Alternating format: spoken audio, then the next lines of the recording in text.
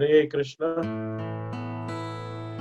तो आप सभी कृष्ण प्रेमी, भगवत प्रेमी भक्तगण का क्लास में स्वागत है। कुछ दिनों से हम श्रीमद् भगवत गीता के 15वें अध्याय का श्रवण कर रहे हैं। 15वें अध्याय पे हम चर्चा कर रहे हैं। आप सभी को जैसे याद होगा, स्मरण होगा कि हम चतुर्मास में भागवतम के 10वें अध्याय का हम पठन कर रहे थे। जैसे ही अधिक मास आया, हमने उस अधिक मास में अलग अलग उसके महात्म्य, उस पश्चात हरिनाम संकीर्तन सप्ताह का आयोजन हुआ, उसके भी गुण, उसके भी ऊपर हमने कुछ चर्चाएं की, जिसके वजह से हम ये कृष्ण कथामृत को जो हमने 15 दिन तक 15 डेज तक हम जो पठन कर रहे थे, उसमें थोड़ा ब्रेक लग गया था। तो मैंने सोचा क्यों नहीं वो श्रृंखला हम फिर से शुरू करें। तो भागवतम के 10वें अध्याय के हम 46 जो चैप्टर है, उद्धव जी को भगवान भेजते हैं वृंदावन। उसके पहले हम थोड़ी सी रिकैप ले लेके कैसे रिकैप में हम सुनेंगे कि कैसे इस अध्याय का आगमन हुआ है। तो जैसे हमने सुना, कृष्ण बलराम एंटर्स मथुरा, 41 चैप्टर है। जैसे भगवान को लेने के लिए अक्रूर जी को भेजा गया कंस द्वारा। कंस ये समझ बैठा था कि आकाशवाणी कैसे झूठी हो गई। देवकी का जो गर्भ था, जो मुझे मारने वाला था, वो तो पुत्र था, कृष्ण था। तो ये लड़की कैसे पैदा हो गई कि आजकल आकाशवाणी भी झूठ बोलने लग गई है। लेकिन उसके बाद नारद जी आते हैं और नारद जी कहते हैं कि ये ऐसा नहीं है, और सुंदर संवाद है उन दोनों के बीच। उसके पश्चात नारद मुनि कहते हैं कंस को कि उसने तो जन्म ले लिया है। जन्म कहाँ ले लिया है? वृंदावन में, ब्रज में जन्म ले लिया है। तो कंस अक्रूर जी को भेजते हैं कृष्ण और बलराम को। और जैसे हम सब जानते हैं कि एक अखाड़े का एक स्पोर्ट्स कॉम्प्लेक्स बनवाया, जिसमें मल्ल युद्ध का आयोजन किया गया, जिसमें कृष्ण और बलराम को भी इनविटेशन दिया। सो आगे चल के इसी भागवतम के अध्याय में 43 कुवालिया पीठ जैसे नामक एक विशाल हाथी को कैसे भगवान मौत के घाट उतारते हैं, उसका वर्णन हमने सुना। उसके पश्चात भगवान कृष्ण कंस को उसके गंतव्य स्थान, उसका उद्धार करते हैं कंस का। और उसके पश्चात हमने देखा कि कैसे भगवान श्री कृष्ण 12 साल के बाद अपने माता पिता वसुदेव और देवकी जी को मिलते हैं। आगे गर्ग संहिता में भी लिखा है, जो हमने सुना, कुब्जा का भी पास टाइम हमने सुना कि कुब्जा कौन थी। रामायण में वो शूर्पणखा थी, और शूर्पणखा ने भगवान श्री राम को पति के रूप में, स्वरूप में पाने की इच्छा प्रकट की थी। तो उस इच्छा को कुछ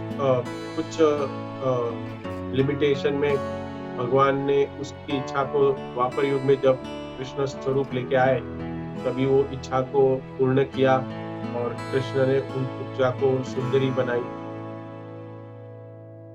और उस पश्चात उग्रसेन राजा जो उनके नाना है, भगवान कृष्ण इसके नाना है, उनको राज्य सौंपकर मथुरा राज्य नगरी उनको नाना को सौंपकर भगवान उनको गादी पे बिठाते हैं और कहते हैं कि आप अभी इस मथुरा नगरी का संचालन करिए। उसके बाद भगवान के जो पहले माता पिता देवकी और वसुदेव देख रहे हैं कि 12 साल का हमारा बेटा हो गया है और अभी तक इसको कोई शिक्षा, जैसे कि ग्वाल बाल बन के बस खेल ही रहा है, तो इसको अभी हमें गुरुकुल भेज के शिक्षाएं देनी चाहिए। तो शिक्षा देने के लिए गुरुकुल में भेजते हैं सांदीपनि मुनि के आश्रम में। और उस आश्रम में वो 64 डेज में बहुत अलग अलग विद्याएं सीखते हैं, 64 प्रकार की कलाएं सीखते हैं कृष्ण और बलराम। और उसके पश्चात गुरु दक्षिणा में सांदीपनि मुनि का जो एक पुत्र है जो मारा गया है, उसको जीवित करके भगवान कृष्ण गुरु दक्षिणा के स्वरूप में सांदीपनि मुनि को वापस लौटाते हैं, गुरु माँ को वापस लौटाते हैं। उसका भी अध्याय का वर्णन। देवकी और वसुदेव कहते हैं बाद में, कृष्ण भी समक्ष है और नंद महाराज को कहते हैं कि आप अभी ये नाउ यू प्लीज गो, आप अभी जाइए वृंदावन, बहुत समय हो गया कि आप यशोदा महारानी और ब्रज से बहुत समय तक आप यहाँ रुके हैं, तो आपको वापस जाना चाहिए। और उसका एक कारण भी बताया कि क्यों वापस जाना चाहिए, क्योंकि अभी ये कंस मर गया है, इसकी न्यूज पूरे फेसबुक और इंस्टाग्राम में आ गई है। तो ये जितने भी असुर लोग हैं वो असुर वृंदावन पे आक्रमण करेंगे, मथुरा पे भी आक्रमण करेंगे। तो मथुरा पे आक्रमण करेंगे तो भगवान कृष्ण और बलराम तो है यहाँ, बट आपको ब्रजवासियों की रक्षा करने के लिए, आप राजा है, नंद महाराज है, आप वहाँ के ब्रज के राजा है, तो आपको वहाँ रहना ज्यादा जरूरी है, तो आप वहाँ प्रस्थान कीजिए। तो भगवान स्वयं उपस्थित है, नंद बाबा है, देवकी महारानी है और वसुदेव जी है, और उनके समक्ष वाक्य कह रहे हैं कि देवकी और वसुदेव कहते हैं कि नंद बाबा को, आप जाइए, इतने साल आपने कृष्ण को पाला है और अभी कुछ समय हमारे साथ रहने दीजिए, कृष्ण और बलराम को हम बाद में भेज देंगे, आप आगे जाइए। ये बहुत ही सुंदर श्लोक भागवतम में आता है और उसमें कहा गया है कि आप आइए, आप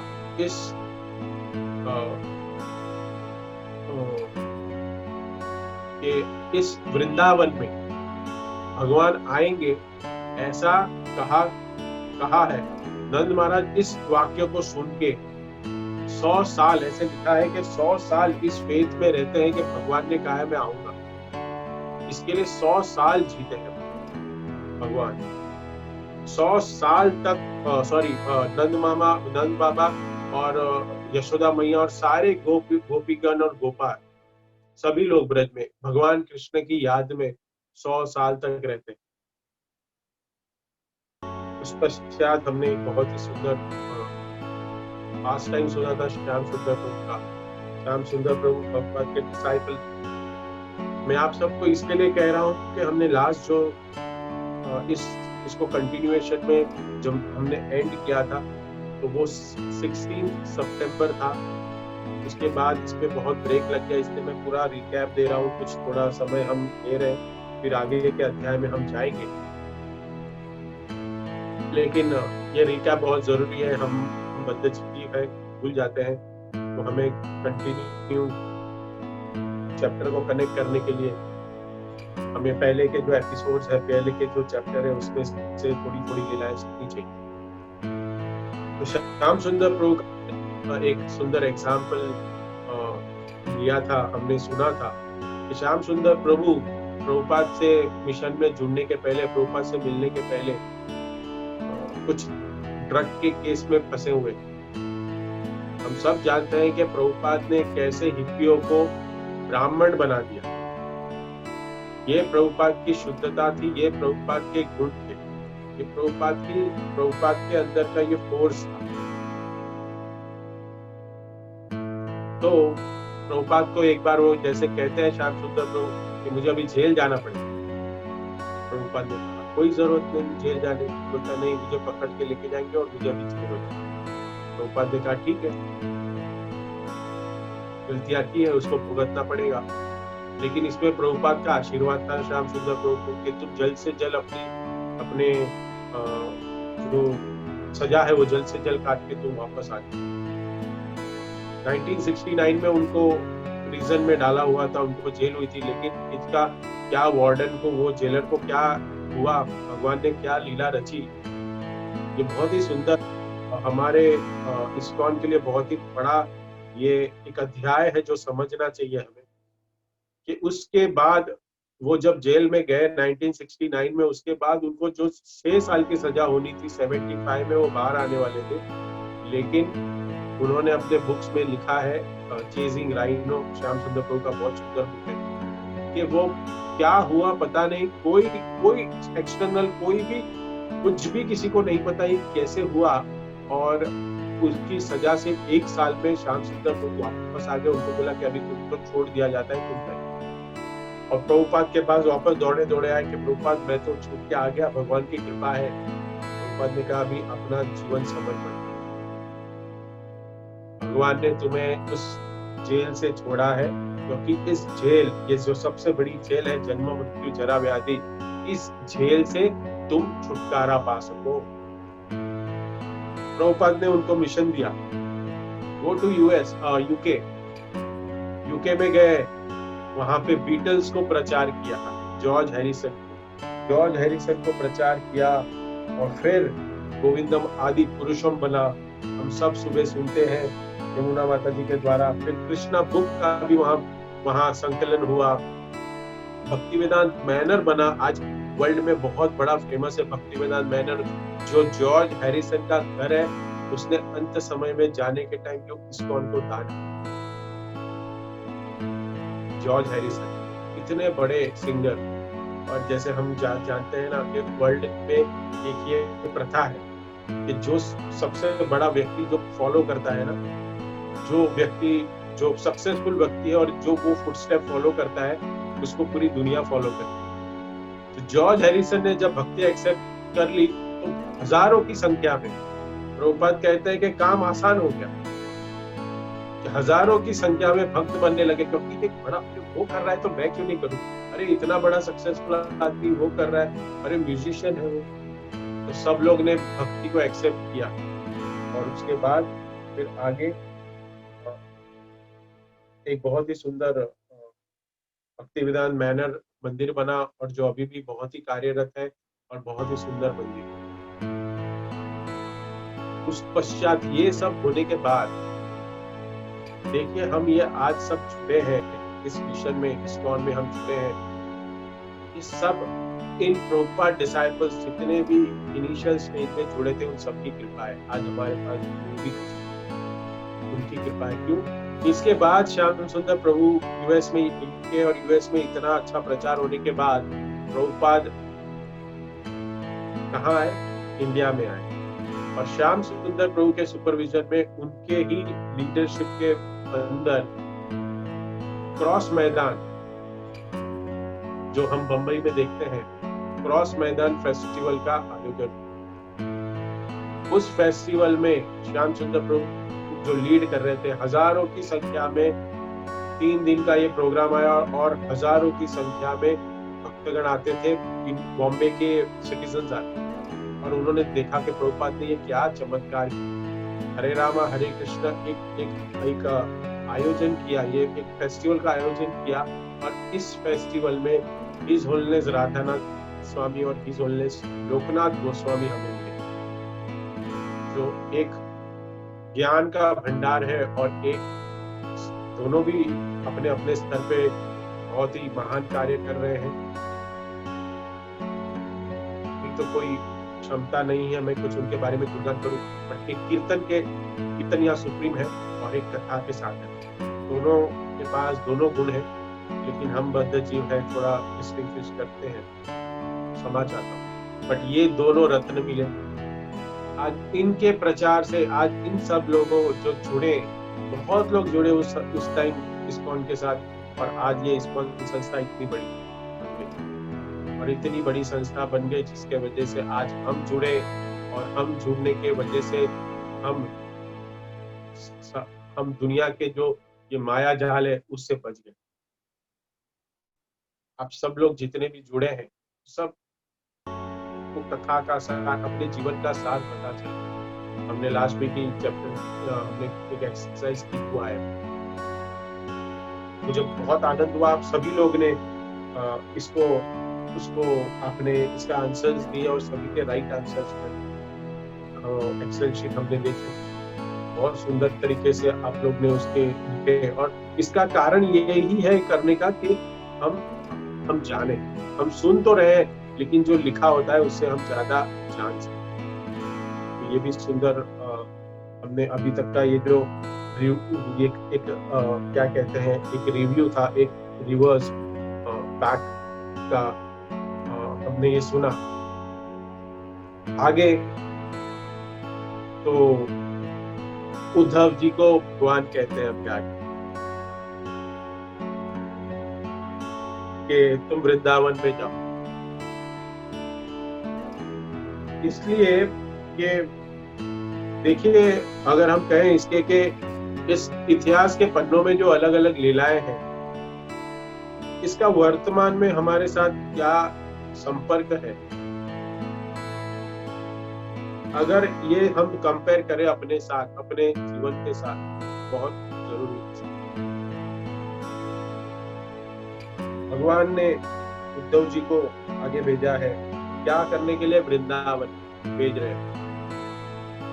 10वां अध्याय और 46 हमें वृंदावन में उद्धव जी प्रवेश किया। कृष्ण उद्धव जी को क्या कहते हैं कि मैंने नंद महाराज को एन केन प्रकारे मैंने तो भेज दिया, लेकिन मेरे विरह में झुलसती रह गई। आप कृपा करके गोपियों को संदेश। कृष्ण उद्धव जी को कह रहे हैं।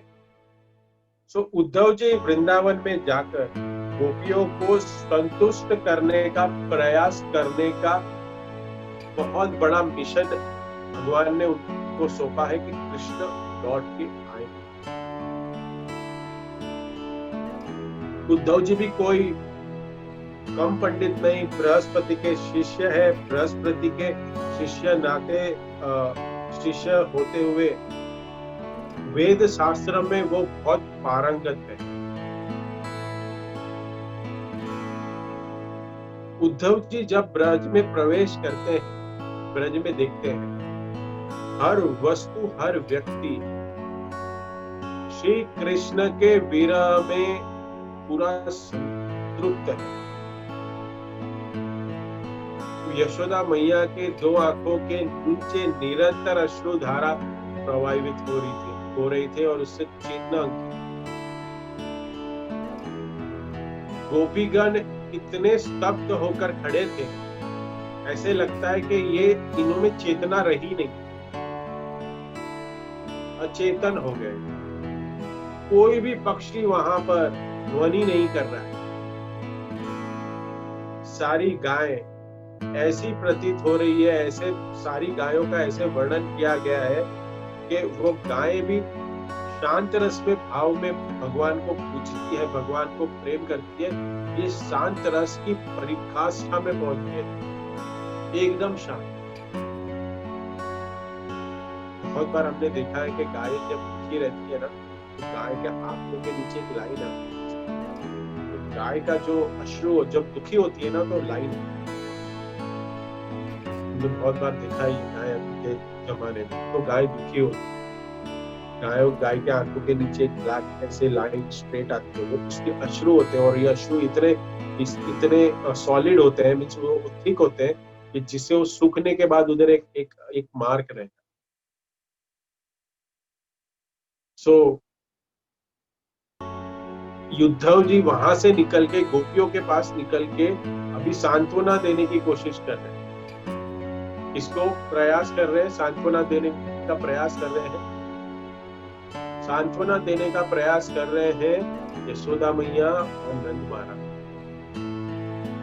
लेकिन उद्धव जी कंफ्यूज, उद्धव जी इतने सेटिस्फाइड नहीं है, उनके डाउट है। शास्त्र क्या कहता है कि मानव जीवन का लक्ष्य है कि कृष्ण के प्रति प्रीति बढ़ाओ, कृष्ण के प्रति प्रीति बढ़ाओ। ये प्रीति बढ़ाओ कैसे होता है? ये भागवत हम सुनते हैं, भगवान का नाम का जप करते हैं, हम भगवत गीता तत्व समझते हैं, और फिर भागवत में उसकी लीलाएं समझते हैं, राइट? तो ये कृष्ण के प्रति प्रीति बढ़ाओ, ये हम सोचते हैं। लेकिन उद्धव जी देखते हैं, उद्धव जी कह रहे हैं कि इनके प्रीति की तो पराकाष्ठा है, और इनको मैं कहने जा रहा हूं कि कृष्ण को भूल जाओ।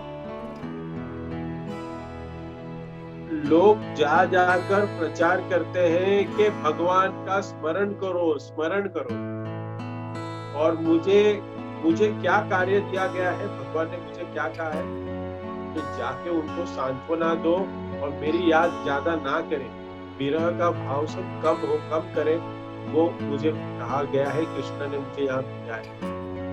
कृष्ण को भूलो तुम, ऐसा मुझे कार्य दिया। उद्धव जी सोच रहे हैं, भगवान ये कैसा मिशन मुझे मिल गया है, भगवान ने मुझे कौन सा आदेश दिया।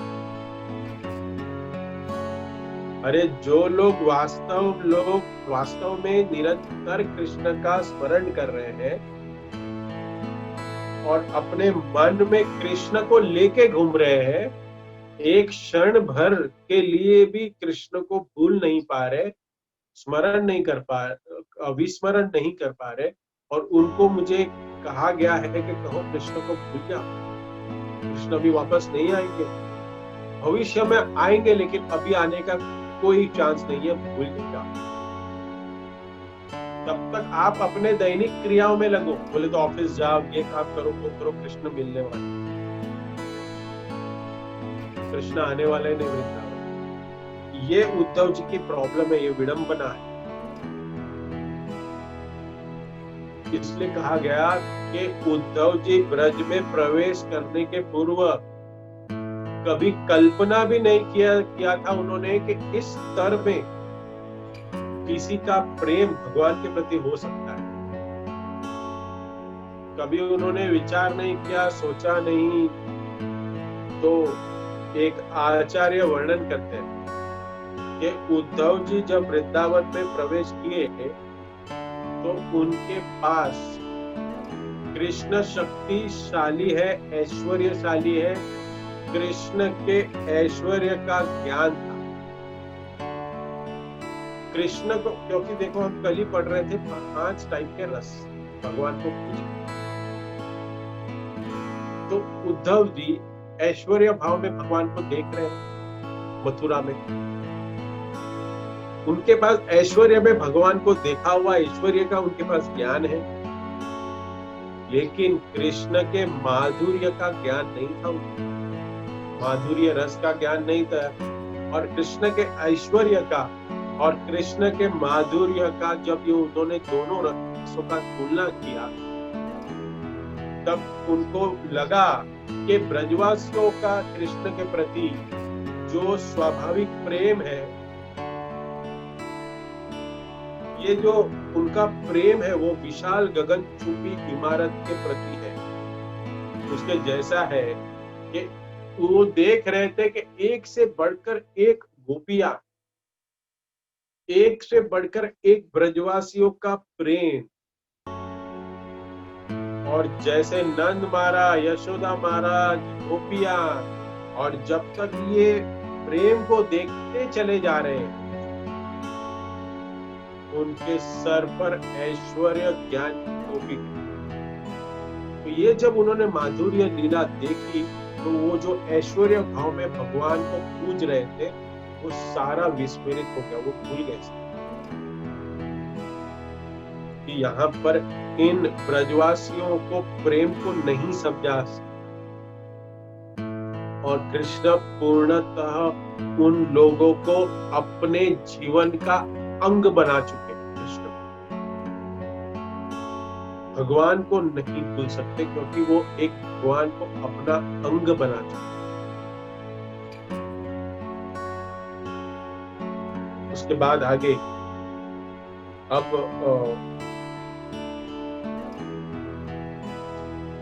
भगवान श्री कृष्ण के इस संदेश को जब लेकर उद्धव जी पहुंचते हैं और उद्धव जी नंद महाराज और यशोदा को क्या कहते हैं, वर्णन है श्लोक क्रमांक 10:46-37।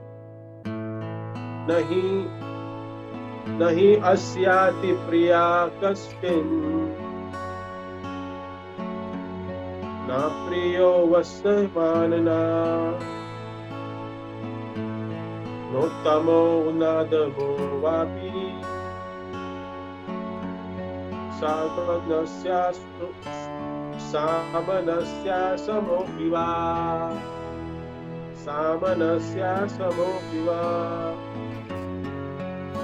बहुत सुंदर श्लोक है। कह रहे हैं इसमें कि परम सत्य का कोई माता पिता बच्चे संबंधी कोई परिचित भी नहीं है, उसका कोई शरीर नहीं, उनका कोई जन्म नहीं। ये सब तत्व ज्ञान सुना रहे हैं नंद और यशोदा महाराज उद्धव जी। भाई अगर हम ये देखें विस्तृत रूप से, अगर हम देखें तो ये रोमांचक है कि ये देखने वाली बात है कि उद्धव जी का मिशन कितना जटिल है, कितना डिफिकल्ट है कि नंद महाराज और यशोदा माई को सांत्वना देने का कार्य दिया और ये कहे कि ये कृष्ण के साथ विरह करना भी उचित। तो अब राधा रानी की भी अवस्था है। देखिए मैं जब ये संवाद में पढ़ रहा था, जो प्रिपेयर कर रहा था, तो मेरे मन में और एक सेम इंसिडेंट जो मेरे लाइफ में हुआ है, इस ऑलवेज मुरली मोहन जो मेरे शिक्षा गुरु, जो मेरे दाता की तरह, मैंने उनके ही अंडर भक्ति का बीज पाया और उनकी वजह से मैं इस्कॉन में छूट पाया। वो भी एक कारण थे जिसके वजह से आज मैं जो भी कुछ सेवा कर पा रहा हूं। कैसे कहा ये उद्धव जी, कैसे कहें, ये उनकी विडंबना है कि माँ बाप को कहें कि अब बेटा आपका नहीं है। कैसे कहा सकते। इसी प्रकार जब उनका देहांत हुआ, मेरे गॉड ब्रदर मुरली मोहन का एक प्लेन क्रैश में, तो वो और उनके भाई दोनों चल बसे।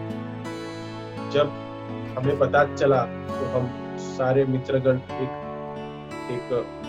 दोस्त के, उनके घर के पास एक दूसरा जो दोस्त रहते थे उनके घर पे इकट्ठा हुए और देख रहे थे कि कैसे हुआ, क्योंकि ये आउट ऑफ इंडिया नेपाल में ये घटना घटी थी।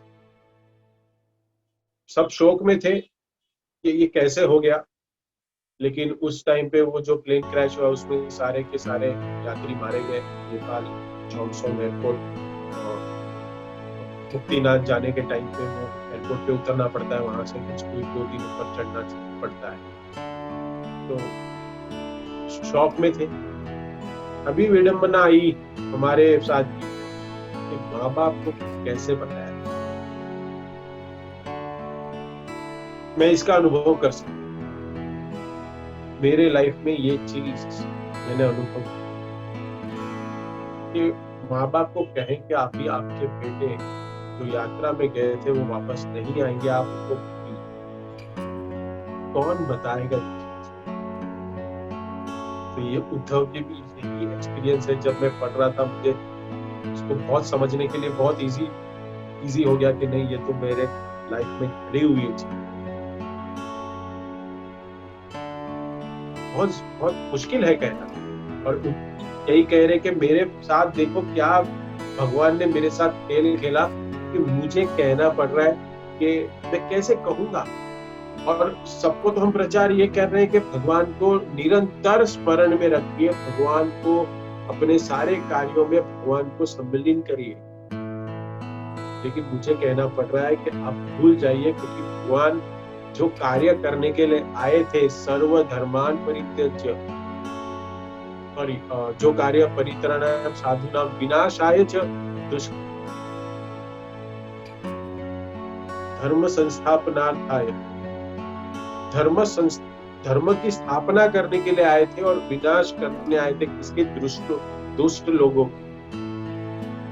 राक्षसों का नाश करने आए थे। तो वो कार्य अभी करना वो आरंभ करेंगे।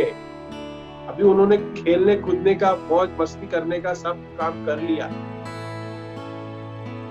आनंद ले लिया, आपको भी आनंद दिया। अभी वो जो कार्य करने आए थे अक्रूर जी के द्वारा करवाया, कि अक्रूर जी को बोल प्रेरणा दी।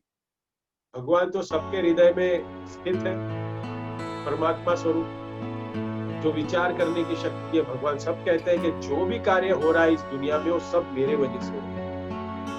अगर कोई चीज भूलता भी है और कोई स्मरण भी रखता है, वो स्मृति भी मैं, कल हमने पढ़ा उसको 12-15वें अध्याय 12वां स्मृति भी मैं। तो ये जो आगे उद्धव गीत, जो उद्धव जी विजिट करते हैं वृंदावन में, और वो सबको सांत्वना देने का काम कर रहे हैं, जो बहुत डिफिकल्ट है। कहा गया, ये आचार्य जो टीका करते हैं उन्होंने लिखा है, जब अब आज पता है कि हम आजकल एड्रेस ढूंढना है ना बहुत इजी हो गया गूगल पे। किसी को एड्रेस देना है तो गूगल लोकेशन दे दो, वो आदमी पहुंच जाता है परफेक्टली वो लोकेशन में 10-15 मीटर आगे पीछे, और उसके बाद वो थोड़ा पूछ ले तो परफेक्टली पहुंच जाता है जीपीएस। वैसे ही वृंदावन में जब एंटर किए तब वो चिट्ठी लिया और बोला कि ये नंद बाबा और यशोदा मैया का घर का, इनका ये नंद बाबा कहाँ मिलेंगे। एक ब्रजवासी को पूछा, वो भी अचेतन अवस्था में वो भी था, भगवान के विराट। तो उन्होंने कहा कि आप किसका पूछ रहे हो? नंद बाबा और यशोदा मैया, उनका एड्रेस। तो कुछ वो बोल रहे थे कि ये जो दो नदियां दिख रही है आपको, ये नदी को फॉलो कर लो तो इसका जो उद्गम स्थान है वो उनका घर है। तो उद्धव जी आश्चर्य हो गए, ऐसे कैसे? तो पूछे कि ऐसे उनके घर से नदियां ऐसे कैसे, नदी कैसे निकल रही? तो बोलते ये नदी नहीं है, ये भगवान के विरह में यशोदा मैया की वो नदी जो उनके आंसू से बनी हुई है और बह रही है, और ये नदी है जो नंद बाबा के आंसू है। ये दोनों के आंसू है जो नदी के रूप लिए। इतने विरह में वो अपने आप को आपसे जुझ रहे हैं और रो रहे हैं विरह भगवान। तो ये बहुत सुंदर आचार्यगण क्या कर रहे हैं कि भगवान का विरह विप्रलंब भाव। ऐसे कहा गया है कि जब भगवान नहीं होते हमारे समक्ष तो हमें ज्यादा याद आता है। जब होते हैं ऐसे होता है ना कि जो चीज हमारे लाइफ में है वो जब होते हैं ना हमारे लाइफ में तब उसकी वैल्यू नहीं, लेकिन वो चीज हमारे लाइफ से चली जाती है ना तब हमको उसकी वैल्यू ज्यादा पता चलती है। लेकिन ऐसा नहीं था जब भगवान कृष्ण थे तो यशोदा मैया और नंद महाराज को उनके प्रति कोई आसक्ति नहीं, उनके प्रति आसक्ति थी। एक पुत्र के रूप में उनको इतना लालन पालन करते थे नंद महाराज, और जिसके वजह से वो उनका विरह नहीं सह और अश्रु धारा की नदियां बहाई। आगे के श्लोकों में गोपिया उद्धव जी को विस्मित हो जाती है कि उद्धव जी भी देखने में कृष्ण के जैसे ही हैं, कृष्ण के जैसे ही दिखते हैं। कहा जाता है कि द्वारका में कृष्ण प्रतिदिन एक वस्त्र पहनते थे। हर बार भगवान डेली नए वस्त्र पहनते हैं द्वारका में, और नवीन वस्त्र पहनकर पिछले दिन का वस्त्र वो उद्धव जी को देते थे, और उद्धव जी हर रोज उद्धव जी कृष्ण का महाप्रसाद स्वीकार करते। तो यहाँ पर उद्धव जी को देखकर गोपियां कहती है, निश्वम तजंती गणिका। 10.47.7 वाला श्लोक है, द सॉन्ग ऑफ द 10वां चैप्टर अध्याय का 47 chapter, the song of the bee, भ्रमर गीत जिसको कहते हैं, उसका 7वां श्लोक। अकल्पम नृपतिम प्रजा अधीता विद्या आचार्यम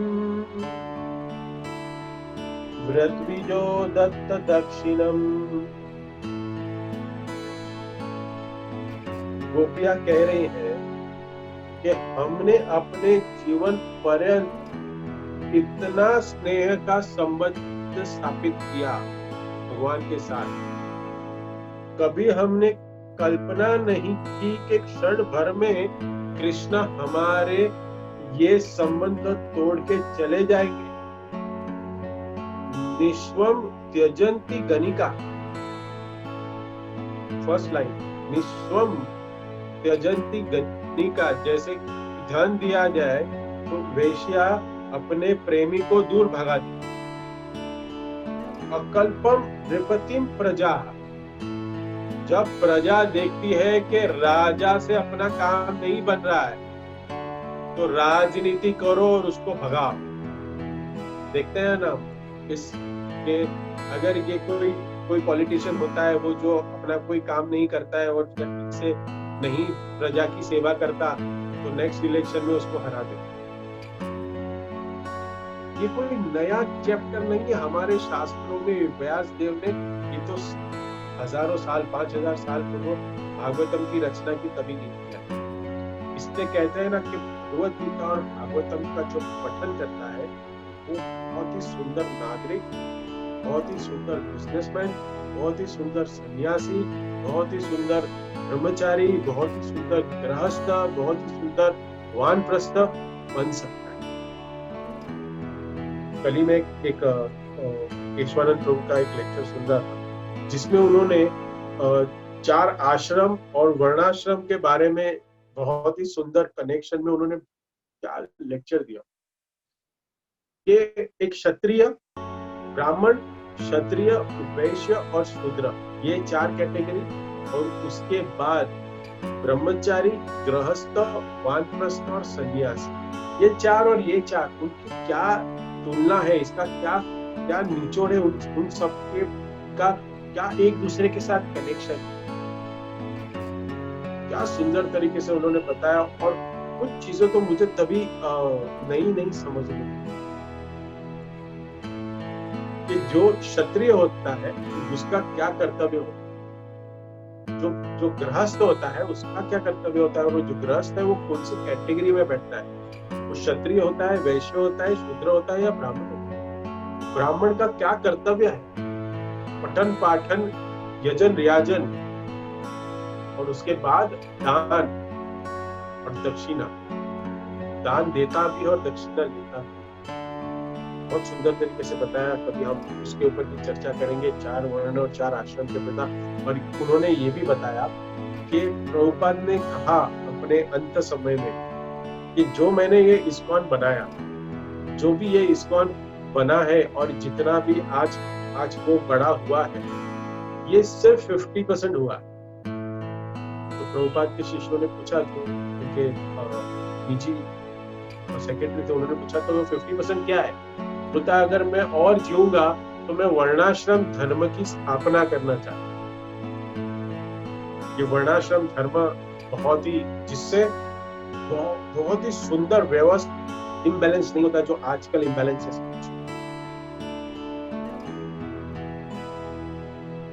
अधीत विद्या आचार्यम, जो शिक्षक कितना भी शिक्षा दे, क्या छात्र तब तक शिक्षा में रुचि रखता है, आचार्य को आचार्य को रिस्पेक्ट देता है, जब तक डिग्री मिल जाए, उसको परीक्षा में पास हो जाए। एक बार उसके पास डिग्री मिल गई तो वो उसको जयराम जी की कहते, भूल जाते हम शिक्षक को। तो ये वैराग्य इस जगत में है। वृत्त बीजो दत्त दक्षिणम, मैं बहुत एक बार ये कि एक बार वो अपने स्कूल के संस्कृत टीचर को मिलने गए, संस्कृत के टीचर को। बहुत साल पहले वो बोल रहे थे, तो मैंने उनका लेक्चर सुना, उन्होंने उसको बताया था। तो वो संस्कृत टीचर को मिलने गए और उन्होंने कहा कि मैं संस्कृत टीचर को मिलने के जाने का मेरा भाव ये था कि आपने जो मुझे संस्कृत सिखाया, आज मेरे जीवन में वो बहुत काम कर रहा है, क्योंकि मैं अभी एक मॉन्क बन गया, मैं एक ब्रह्मचारी बन गया और मैं भगवान के नाम का प्रचार कर रहा हूँ। तो संस्कृत बहुत जरूरी है। तो जैसे गौरांग प्रभु जब वो अपने टीचर को मिलने उसके पास गए, तो उन्होंने पूछा, वो टीचर ने बोला कोई मठ बीट ज्वाइन कर लिया क्या तुमने? तो गौरांग प्रभु ने कहा हाँ, मैं इस्कॉन ज्वाइन कर लिया, मैं मॉन्क बन गया हूँ। और बोल रहे हैं कि वो ठीक है कि तुम करते क्या हो? प्रभु जी को पूछ रहा है कि तुम करते क्या हो? तो प्रभु जी ने कहा कि मैं गीता और भागवतम का प्रचार करता हूँ। और कहने लगा वो टीचर प्रभु जी को कि तुम अपनी गीता पढ़ाते हो या किसी और की गीता पढ़ाते हो? खुद की कमेंट्री लिखी है क्या तुमने? तो गौरांग प्रभु ने कहा कि मैं कुछ अपना नहीं है, हमारे जो स्वामी श्रील प्रभुपाद जी के टीका है as it is Bhagavad Gita, उसके ऊपर मैं प्रचार करता हूँ, उसको ही मैं पढ़ता हूँ। अरे इतना वर्ष तुम्हें संस्कृत सिखाया मैंने, वो टीचर बोल रहा है गौरांग प्रभु को कि क्या लाभ हुआ मेरा, तुमको इतना मैंने संस्कृत सिखाया। संस्कृत एक सागर है जिसमें प्रवेश करके अलग अलग अर्थों का रत्न निकालना चाहिए। ये स्टेटमेंट दिया उसने, मैंने लिख के रखा है कि अपना अर्थ निकालो तुम, और यहाँ प्रभुपाद की टीका को लेके बैठे हो, तुम अपनी टीकाएं लिखो। अच्छा बताओ, अर्जुन शब्द का अर्थ क्या है? अर्जुन शब्द का, तो गौरांग प्रभु एकदम चकित हो गए, अर्जुन शब्द का क्या अर्थ है? प्रभु जी बोल रहे हैं, तो मैंने कभी सोचा ही नहीं कि अर्जुन शब्द का क्या अर्थ हो। तो रिज धातु का अर्थ होता है टेढ़ा, रिज धातु का अर्थ होता है, अर्जुन शब्द का अर्थ होता है टेढ़ा। गीता वो ज्ञान है जो टेढ़े अर्जुन को सीधा बना दे, जो ज्ञान उसको गीता कहते। तो गौरांग प्रभु ने कहा कि मैं अगर इसके साथ ज्यादा दिन रहा तो प्रॉब्लम हो जाएगा।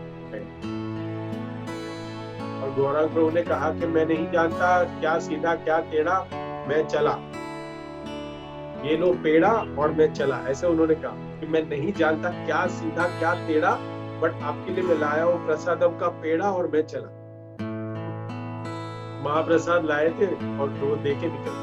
तो इससे क्या समझना चाहिए?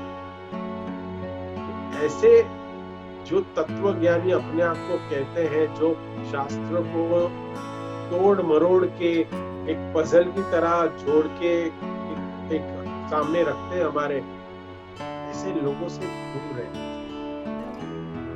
गौरांग प्रभु कह रहे थे कि वो शिक्षक था, मेरा रिस्पेक्ट है उसको, बट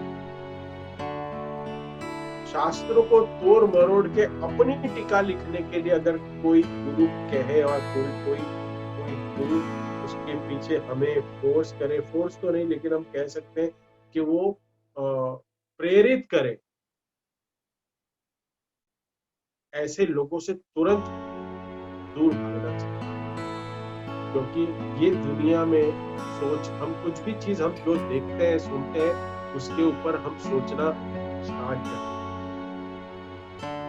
प्रभु जी भाग गए वहां से, बोलते दूर भागो इनसे। सो क्योंकि ये है ना संस्कृत के जंजाल में फंसे हुए, संस्कृत समझ, इसलिए रीत बीजो दत्त दक्षिणम, लास्ट लाइन जो लास्ट है कि गौरांग प्रभु सोच रहे थे कि मैं क्यों मिलने आया, मैं वो भ्रमित होने वाले थे, वो मतलब मैं भ्रमित होने वाला था। दक्षिणा देकर समाप्त करना चाहिए गुरु को, उसके साथ कोई संबंध नहीं रखना चाहिए। उसके बाद का जो श्लोक है 47 चैप्टर का 8वां श्लोक, खगावित फलम वृक्षम भुक्त्वा चतित्यो ग्रहम दग्धम वर्गम अथर रणयम जरा भुक्त्वा रतम स्त्रियम।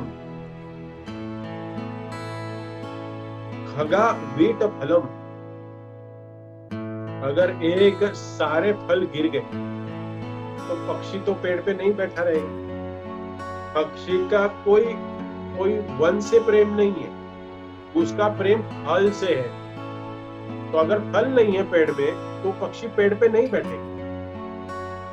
खगा वीट फलम वृक्षम भुक्त्वा जातित्यो गृहम, और अगर एक बार अतिथि ने आके भोजन कर दिया तो थोड़ी बैठे, भोजन हो गया चलो निकलो। दग्धम मृगम तथा रण्यम, और पशु कब तक रहेंगे वन में, जब तक वन में दावाग्नि नहीं है। जैसे दावाग्नि आ गई सब लोग भाग जाएंगे। जारा भुक्त्वा रताम स्त्रियम। इस प्रकार इन अलग अलग उदाहरण के माध्यम से गोपियां कहती है कि इस जगत के संबंध इतने क्षणभंगुर है, वैसे ही कृष्ण ने हमारे साथ भी वैसा ही संबंध स्थापित किया। तो ये भ्रमर गीत है, उसके माध्यम से राधा रानी अपने हृदय की भावनाओं को व्यक्त करती है एक भ्रमर को। सुंदर वो श्लोक है जिसमें वो वर्णन कर रही है कि कृष्ण ने अपने हृदय को पूर्ण तरह तोड़ के चले गए कृष्ण गोपियों के, और इस वीर के अग्नि को सहन नहीं कर पाए। तत्पश्चात उद्धव को गोपियां कहती है, और 52 श्लोक number,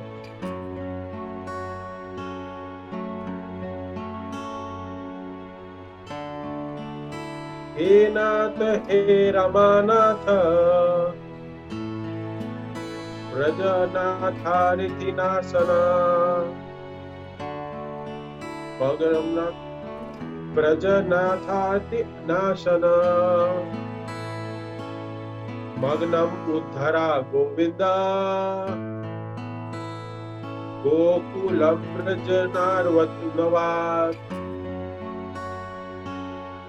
hey Nath, O master of the goddess of fortune, O master of Vraja, O destroyer of all sufferings, Govinda, please lift your Goloka out of the ocean of distress in which it is drawing. हे नाथ, हे कृष्ण, हे रमानाथ, हे रमा के नाथ, ब्रजनाथ आरती नाशक, हर प्रकार के दुख और कष्ट को नाश करते। मग्नम उद्धर गोविंद गोकुलम व्रजनार नतवत। जब तक आपके गोकुल में चरण कमल नहीं पड़ेंगे तब तक हमारे हृदय को सुकून नहीं मिलेगा। ये उद्धव को मत कहना। ये राधा रानी कहती है कि हमें ओरिजिनल चाहिए। ये संदेश से कुछ नहीं होना। आपके चरण कमल जब तक यहाँ नहीं आएंगे तब तक कुछ नहीं होगा। चैतन्य चरितामृत में भी महाप्रभु कहते हैं कि रथ यात्रा में रथ के सामने नृत्य करते हुए कहते अन्येर ऋत्य हृदय मोर मन वृंदावन मने मने एक करी मान। कि दूसरों का मन और वृंदावन अलग अलग हो सकता है, लेकिन मेरा मन और वृंदावन एक ही है। चैतन्य महाप्रभु कहते हैं। तो ये जानना चाहिए कि जो जो भक्त होते हैं, जो भगवान के भक्त होते हैं, वो भगवान और धाम और उसके नाम, इसमें कोई अंतर नहीं रखते। तो भगवान का नाम पढ़ते हैं तभी भी उनको भगवान का दर्शन होता है, भगवान का धाम में जब जाते हैं उनको तभी भी भगवान का दर्शन होता है। और साक्षात भगवान है तो उनका क्या कहना। नहीं स्मरे हे हमार दुर्दैव। गोपियां कहती है कि कृष्ण, शास्त्रों में लिखा गया है कि कृष्ण के गुण क्या है। शास्त्रों तो गलत नहीं हो सकते। शास्त्र में क्या लिखा है कि सनातन काल के में जो सत्य लिखा है, शास्त्र क्या कहता है। कृष्ण के गुण कैसे है?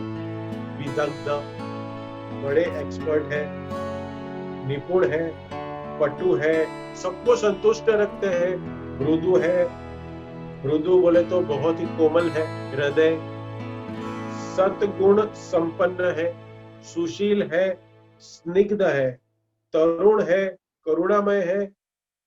अगर इतने सारे सद्गुणों से संपन्न भगवान श्री कृष्ण है, तुम्ही तोमार नाही दोषाभास। आप वृंदावन में प्रकट नहीं हो रहे, उसमें आपका दोष कैसे हो सकता है? अगर हम सब गोपियां मिलकर कृष्ण को दोषारोपण करें कि कृष्ण क्रूर है, कृष्ण बेकार है, कृष्ण संबंध तोड़ा है, नहीं, ये शास्त्र का विरोध होगा। ऐसा नहीं है, क्योंकि शास्त्र में आपके गुण हमें बताए हैं। क्योंकि शास्त्र में कहा कि कृष्ण तो करुणा के सागर है, सागर है, तो तुम्हारा कोई दोष नहीं। आपका ब्रज में आने के लिए आपको दोष नहीं दिया जा सकता, क्योंकि आपको सद्गुणों की मूर्ति हो, आपको दोष नहीं दिया जा सकता। इसलिए तभी ये तुम्हारा मन नहीं स्मरे ब्रजजन, आपके मन में ब्रजवासियों का स्मरण नहीं हो रहा है। इसके पीछे क्या कारण हो सकता है? ये हमारा दुर्दैव विलास, ये हम लोगों के पूर्व कर्म का संचेत है कि हमारे कर्मों के कारण हमारा स्मरण आपके मन में नहीं हो पा रहा। ये देखो, ये कौन बोल रहा है? ये गोपियां बोल रही। ये भगवान आपको हम दोषी नहीं ठहरा रहे। आज जो हमारी अवस्था हो रही है, ये कह रहे हैं कि ये हमारे गत जीवन के, हमारे कर्मों का हमें इसमें भोगना। ये हमारे गत कर्म है जो हमें आपके हृदय में हमारा स्मरण नहीं ला। भगवान को दोष बहुत समझने की ये अवस्था है। इतने एलिवेटेड भगवान के सखियां, गोपियां, गोपाल, ये सब भगवान को नहीं दोषी ठहरा रहे। आप क्यों नहीं आ रहे? भगवान हमारे जीवन में इतने दुख देते हैं, इतना सब कुछ देते हैं, अरे क्या है? हम कभी हमारे हृदय में भी ऐसी भावनाएं आ जाती है कि भगवान इतने कठोर कैसे हो सकते हैं?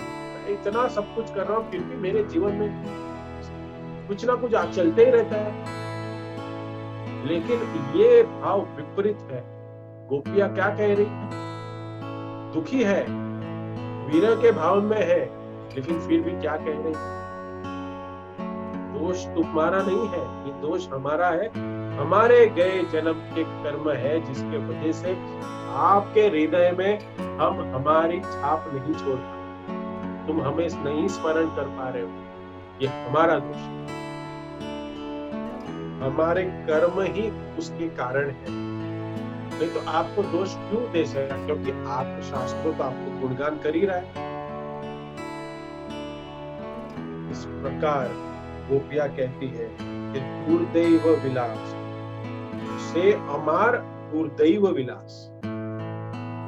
इसलिए प्रभुपाद कहते हैं कि बंगाली में कहावत है, कापाले नायको ठकठका होइबिक। तो बहुत ही कि मस्तक पे एक घी नहीं लिखा है, ललाट में, तो ललाट में नहीं लिखा है, अगर नसीब में नहीं लिखा है तो खाली बर्तन में चम्मच हिला के क्या होने वाला, थोड़ी घी आएगा। बंगाली की एक मैंने सुनी थी कि इसलिए कि जब तक कि भगवान की इच्छा नहीं होती है ना, तब तक कोई परिवर्तन नहीं होता हमारे जीवन। बहुत ही सुंदर ये कथा है, मैं आपको बता रहा हूँ, पॉल्स ऑफ विजडम। इतने इंस्पायर होते हैं ना ऐसे, आप अगर ऐसे प्रभुपाद लीलामृत पढ़ो या ऐसे शास्त्रों को पढ़ेंगे ना, इतना आनंद आता है। एक लेडी बुक डिस्ट्रीब्यूटर वियतनाम में किताब वितरण कर रही, एक सज्जन उनको मिल गए और उनको वो एक किताब दी, एक सज्जन को, लेडी डिस्ट्रीब्यूटर ने वियतनाम, एक किताब दी, दूसरी किताब दी। मैंने पहले भी एक कथा कही थी, अगर किसी को याद हो, ऑस्ट्रेलिया में बुद्धिमान, सेम सिमिलर ये भी एक इंसिडेंट है, आप सुनिए। लेडी बुक डिस्ट्रीब्यूटर वियतनाम में, और वो किताबें दे रही है एक जेंटलमैन को, एक सज्जन व्यक्ति को बुक दे रही है, और वो बुक खरीदता जा रहा है और बोल रही है और लो और लो। और वो व्यक्ति बोल रहा है, वो जेंटलमैन बोल रहा है कि मेरे पास अभी पैसा नहीं है, मैं और कितना लूं। नहीं नहीं, निकालो पर्स, निकालो बटुआ, निकालो, कितना है आपके पास, मैं आप सब बुक देते ही रहूंगी। और वो जेंटलमैन सज्जन ने कहा, निकाला बटुआ, जितना था वो सब कुछ माता जी ने सब बटुए में से खाली किया, और इसके बदले में आपको इतना सारा बुक देती हूँ। और उसके बाद उन्होंने कहा, वो माता जी ने कहा कि आपको अभी मेंबर भी बनाएंगे, और उसके लिए अभी आपको लाइफ मेंबर बनना पड़ेगा, और इसमें आपको ये फैसिलिटी मिलेगी, वो मिलेगा, और ये जो धन होगा या आप पैसा दोगे वो इस कार्य में लगेगा। तो वो सारे फिलोसॉफी प्रचार कर वो जेंटलमैन बता, और कहाँ से पैसा ला, अभी मेरे पास कुछ नहीं है, बस इतना ही है मेरे। तो माता जी ने कहा, कोई टेंशन नहीं, अभी आपके पास नहीं है ना, तभी तो क्रेडिट कार्ड और ये सब एटीएम कार्ड वो सब नहीं थे। तो बोला, हम आपके घर पे आएंगे, घर से पैसा लेंगे, आप जहाँ रहते हैं वहां हम आते हैं। तो ये एक दृश्य, ये जो चल रहा था ना संवाद, जो माता जी ने उसका पर्स लिया, पर्स में से पैसे निकाले, फिर रखे, तो ये दूर से ना पुलिस वाला देखा, पुलिस वाला इसको, ये पूरे दृश्य को देख रहा दूर से, बटुआ निकाल रही है औरत, और वो खुद ही गिन रही है पैसा, और खाली बटुआ दे दिया वो आदमी को, और दूसरा पैसा अपनी जेब में डाल लिया। पुलिस वाला बोला कि देयर इज सम प्रॉब्लम, ये कुछ प्रॉब्लम कर रही है आपके साथ, ये कुछ चुरा रही है आपके साथ, आपको ठग रही है क्या? नहीं।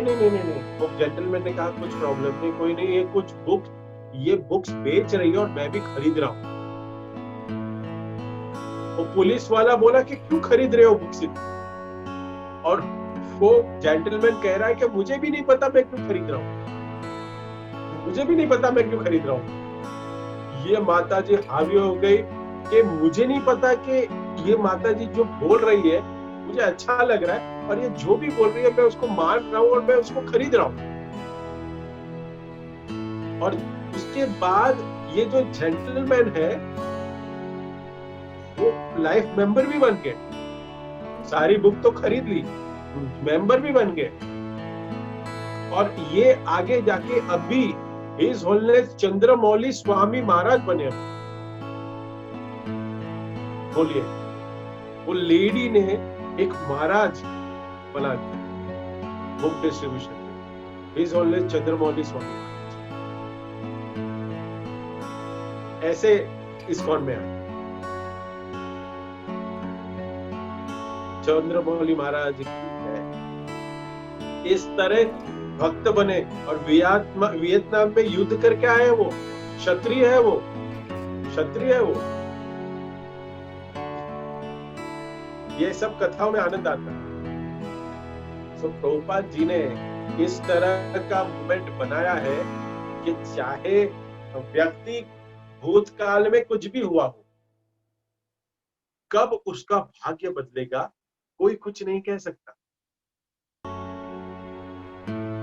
ना गणी अपना दुख देखी ब्रजेश्वरी दुखे, ब्रजेर जने हृदय बरे कीबा मार ब्रह्मजवासी केन जियो दुख। गोपिया कह रही है कृष्ण को, विशेष रूप से राधा रानी कहती, ना गनी अपना दुख, मेरे दुख की कोई गणना नहीं। देखी ब्रजेश्वरी यशोदा मैया के मुखमंडल को तो देखिए, दीर्घ काल से अश्रु प्रभावित, अश्रु होके कितना उनका हाल खराब हुआ है। उनके दोनों मुख के ऊपर, दो गाल के ऊपर दो चिन्ह अंकित हो गए, नदियां बह रही है। ब्रज जन हृदय बिदरे, ब्रजवासियों का हृदय एकदम तल्लीन हो गया। कृपा माम ब्रजवासी, आपसे एक निवेदन है कृष्ण, आप या तो ब्रजवासियों को समाप्त करो, ब्रजवासियों की हत्या कर डालो, की बात जियो ब्रजवासी, ब्रज में आकर आपको ब्रजवासियों को पुनर्जीवित करो। कोई केन जियो दुख सभी बात, आप बीच में ये तड़पा के मत रहो, हम इसको सहन नहीं। ये सब दृश्य उद्धव देखकर गोपियों को कहते हैं, गोपियों के दो गोपियों की स्तुति करते। देखो इस श्लोक में आता है कि वो जो ब्रजवासी थे वो मृत शरीर में थे, क्योंकि वो भगवान के सिवा और कुछ नहीं चाहते थे, भगवान को नहीं देखते थे, तो वो स्तब्ध हो जाते थे, उनके हाथ पैर कुछ काम नहीं करते थे, कोई काम नहीं करते थे, सिर्फ भगवान की वीणा में रहते। ये भाव था उनका माधुर्य, ये था साक्ष्य। वहां पे ऐश्वर्य भाव नहीं, ऐश्वर्य रस नहीं था कि भगवान को वो सुप्रीम मानते, भगवान के ऐश्वर्य को नहीं जानते, वो एक मित्र समझते, एक पुत्र समझते, एक प्रेमी समझते भगवान। इसके बाद 58 श्लोक में आता है,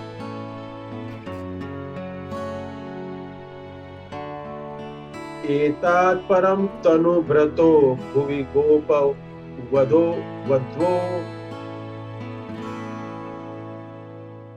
गोविंद एव निखलात्मना निरुद्ध भावा,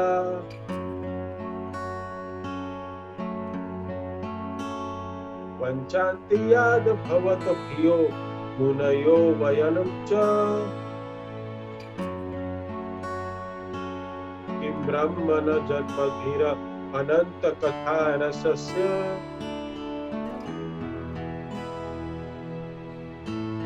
इसमें कहते हैं कि among all persons on earth, this cowherd woman alone have actually perfected their embodied deeds. इन गोपियों का कितना परम सौभाग्य है कि गोविंद के प्रति इनके मन में कितना निर्मल शुद्ध भाव है। मैं भी यही इच्छा करता हूँ कि मैं बड़े बड़े मुनिगण इस भव सागर से भयभीत होकर जो ध्यान इत्यादि करते हैं हिमालय में जाके, और जो अनंत कोटि जन्मों के पश्चात भी वास्तव में इससे मुक्त नहीं हो पाते, ये गोपियां निरंतर ये कृष्ण के कथाओं में निरंतर लीन है। तो शांत रस में भी जो नहीं पाता है, जो इतनी सारी तपस्या करता है वहां पे जाके हिमालय या कोई चोटी पे जाके एकदम एकदम जंगल में जाके ध्यान करता है, उनको भी ये भाव नहीं प्राप्त होता। अपने शरीर को दुख देते हैं, अपने अपने बॉडी को कंट्रोल में लाते हैं, अपने ऑर्गन्स को कंट्रोल में लाते हैं। भगवान ये उद्धव जी कहते हैं इन सब की कोई जरूरत नहीं है। इन सब से परे इनका भाव है गोपियों का भाव। गोपियों के पद की स्तुति कहते हैं कि अपनी कामना कर रहे हैं। गोपियों की स्तुति करके वो उद्धव जी अपनी कामना कर रहे हैं कि मैं बृहस्पति का शिष्य, श्री कृष्ण का निकट का पार्षद, मैं उसका सखा, अपने हर प्रकार के ऐश्वर्य के पद को मैं अभी के अभी रिजाइन करता हूं, नीलांजलि देकर। नीलांजलि केवल ब्रज में क्या एक घास या तिनका का रूप धारण करना चाहिए। उसके बाद कहते हैं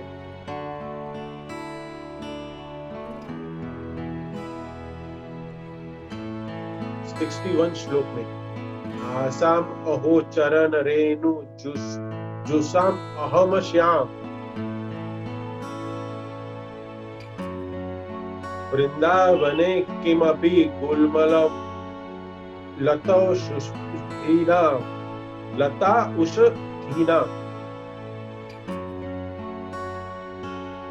यादुस्त्यजनम स्वजनम आर्यपथम च हित्वा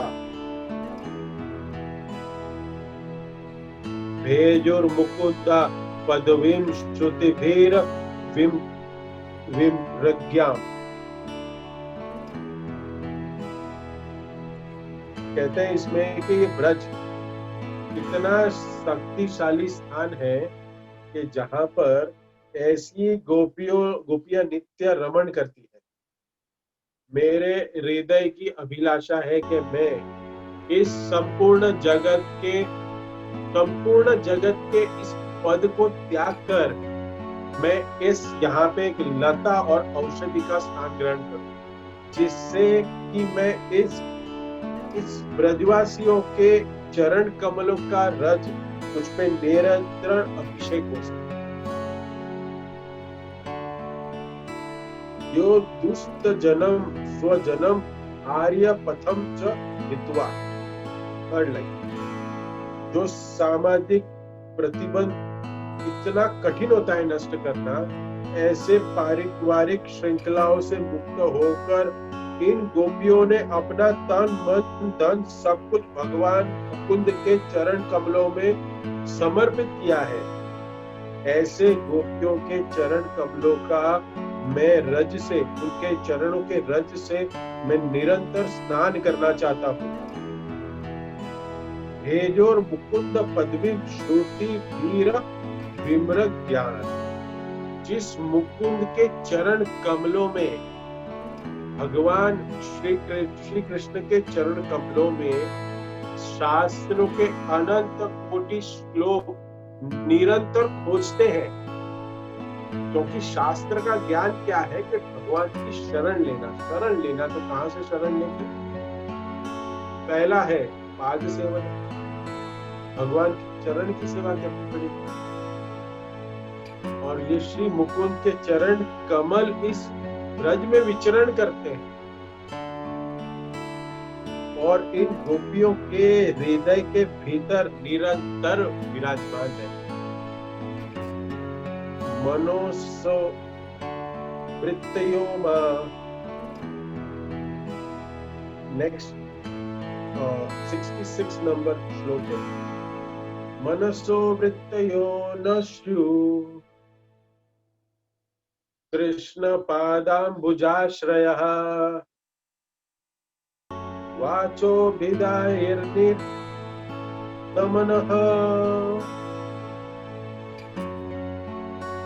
कायस्तव प्रभवान् ददिशु। उद्धव जी मथुरा की ओर निकलते हैं कृष्ण को संदेश देने। मीन्स पहले कृष्ण ने भेजा कि काम करके आओ, संदेश लेके आओ, और अभी उद्धव वहां से पूरी सिचुएशन देख लिए है, अपने आप को पूरा ऐश्वर्य से माधुर्य में तल्लीन कर लिए हैं, और फिर अब जा रहे हैं तो ये श्लोक बोल रहे हैं, देख रहे हैं कि इन गोपियों की अवस्था के मन से, शरीर से, हर दशा से वह केवल कृष्ण में ही पूर्णतः मग्न है। कृष्ण पादाम भुजाश्रम, वो सोच रहे कि मुझे भेजा गया गोपियों के सांत्वना देने के लिए, गोपियों को शिक्षा देने के लिए भेजा गया। भगवान ने कहा कि शिक्षा तो उनको जरा समझाओ, लेकिन यहाँ क्या हो गया कि मैं यहाँ से निकला हूँ कैसा, मैं यहाँ से निकला हूँ उद्धव जी गोपियों की महिमा को हृदय में धारण करके निकले, अपने हृदय में भक्ति का गुरु स्वीकार करके व्रत से निकल। ये एक प्रमाण है कि गोपियों का पद सामान्य पद नहीं, इस जगत के किसी सामान्य व्यक्तियों की भांति नहीं जानना चाहिए, नहीं मानना चाहिए। तो बहुत जरूरी है कि भगवान अभी आगे प्रसन्न आएगा कि श्री कृष्ण अपने भक्तों को संतुष्ट करने के लिए जाते हैं। तो ये एक नया चैप्टर है, नया अध्याय है 48, जिसको हम कृष्णा प्लीजेस हिज डिवोटी। भगवान श्री कृष्ण अपने भक्तों को मथुरा में जो अपने भक्त हैं उन सबको अपना संग देते हैं और उनका उद्धार करते हैं, उसके बारे में चैप्टर है। आज जो हमने लीला सुनी, भ्रमर गीत, और इसको कहते हैं song of the bee, Radha Rani और उनके बीच में राधा रानी कैसे एक्सप्लेन कर रही है, और उद्धव को कैसे, जो भगवान ने उद्धव को भेजा कि जरा आप मेरा संदेश लेके आओ, और उनको कहा कि इतना विरह में मग्न ना हो, इतना विरह भाग में ना रहे, अपने थोड़े कार्यकलाप, थोड़ा ऑफिस जाए, थोड़ा काम करे, ये करे, अपना भी ध्यान रखे। लेकिन गोपियों ने उनको अलग अलग श्लोक, अलग अलग तत्वों को समझा के उद्धव को ही भ्रमित कर दिया। उद्धव जाके वापस मैसेज देंगे, अब नहीं, इनको देख नहीं सकते, तुम्हारे विरह में इतने तल्लीन है, ये तुमने सही। बट क्या करें, भगवान का जन्म इसके लिए हुआ है, आगे कार्य करने हैं, भगवान की लीला आगे बढ़नी है।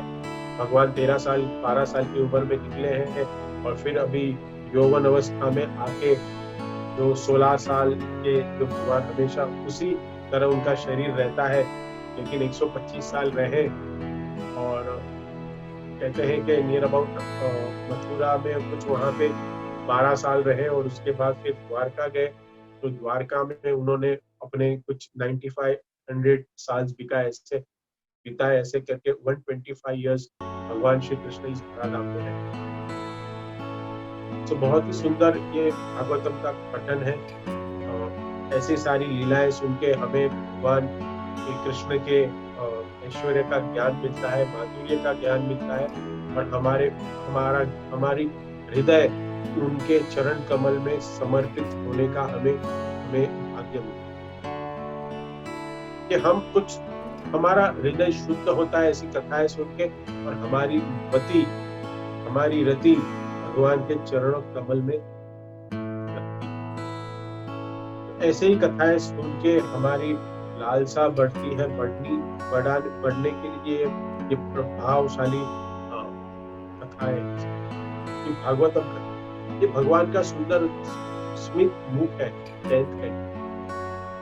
तो ये जिसमें बहुत ही, इसको कहते हैं लीला माधुरी। भगवान लीला माधुरी, भगवान लीला करने के लिए इस अवतार में आए। तो भगवान इसमें बहुत सुंदर लीलाएं करते हैं और भगवान ये बता रहे हैं कि ऐश्वर्य भाव में भी कूदा जा सकता हूँ और माधुर्य, जैसे सात्य भाव, वात्सल्य भाव और शांत, 5 प्रकार के अलग अलग रस है। कल चर्चा कर रहे थे 15 अध्याय जो भी है। I'll conclude today's session for this 13 hours। तो हमने आज सुंदर तरीके से हमने सुना, थोड़ा रिकैप दिया हमने, फिर कैसे उद्धव जी संदेश लेके आते हैं और क्या लेके जाते हैं, देने के लिए कुछ आए थे और क्या लेके गए। बहुत ही सुंदर अध्याय चैप्टर। आप सभी का, श्रोतागणों का मैं आभारी हूँ। आज आपने सुंदर तरीके से इस रविवार की सुबह को भगवान के चरणों में समर्पित करके ज्ञान को अर्जित करने की कोशिश की। सबको बुरी बुरी धन्यवाद। Thank you everyone who is there in the platform. आप सभी से आशीर्वाद चाहता हूँ। इसी तरह हम हर रेगुलर जो हमारा दिन है, जिसमें हम साथ में जुड़ के भगवान की कथा श्रवण करते हैं, आप सभी से निवेदन है कि और अपने मित्रों को, अपने फैमिली फ्रेंड सबको जोड़िए। तो इस जो रसास्वादन का आप लोग आनंद उठा रहे हैं, दूसरे भी उठा सकते। Thank you everyone for joining.